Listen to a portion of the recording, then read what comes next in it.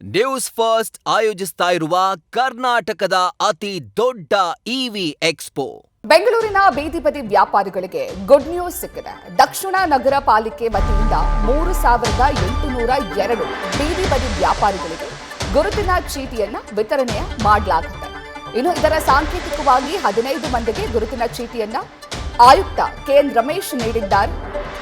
20/9/2024ರಿಂದ 6/1/2025 ಬೀದಿ ಬದಿ ವ್ಯಾಪಾರಿಗಳ ಸಮೀಕ್ಷೆಯನ್ನ ಮಾಡಲಾಗಿತ್ತು. ಸರ್ಕಾರದ ಆಪ್ ಮೂಲಕ ಮಾರ್ಷಲ್, ಸಿಆರ್ಪಿ, ಆರೋಗ್ಯ ಪರಿವೀಕ್ಷಕರು ಸೇರಿ ಹೊಲಿಗೆ ಶಿಕ್ಷಕರಿಂದ ಸಮೀಕ್ಷೆ ಕಾರ್ಯವನ್ನ ಮಾಡಲಾಗಿತ್ತು. ಈಗ ಸಮೀಕ್ಷೆ ಮುಕ್ತಾಯವಾಗಿದೆ. ಹಾಗಾಗಿ ಬೀದಿ ಬದಿ ವ್ಯಾಪಾರಿಗಳಿಗೆ ಗುರುತಿನ ಚೀಟಿಯನ್ನ ನೀಡಲಾಗ್ತಾ ಇದೆ. ಉಳಿದ ವ್ಯಾಪಾರಿಗಳಿಗೆ ವ್ಯಾಪಾರ ಸ್ಥಳದಲ್ಲೇ ಗುರುತಿನ ಚೀಟಿಯನ್ನ ವಿತರಣೆಯನ್ನ ಮಾಡಲಾಗುತ್ತೆ. ಗುರುತಿನ ಚೀಟಿ ಹೊಂದಿದವರಿಗೆ ಮಾತ್ರ ವ್ಯಾಪಾರಕ್ಕೆ ಅವಕಾಶವನ್ನ ನೀಡಲಾಗುತ್ತೆ.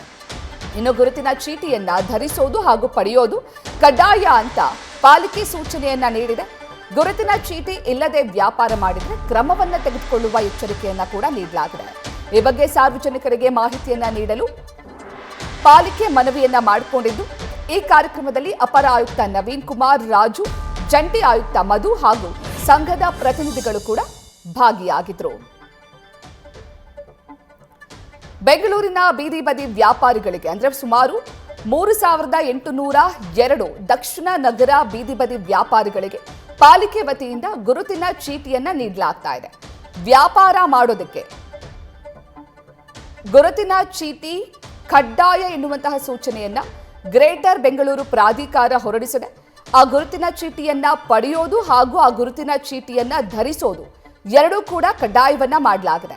ಇನ್ನು ಗುರುತಿನ ಚೀಟಿಯನ್ನ ಪಡೆಯದೆ ವ್ಯಾಪಾರವನ್ನೇನಾದ್ರೂ ಮಾಡಿದ್ರೆ ಕ್ರಮ ತೆಗೆದುಕೊಳ್ಳುವ ಎಚ್ಚರಿಕೆಯನ್ನ ಕೂಡ ನೀಡಲಾಗಿದೆ.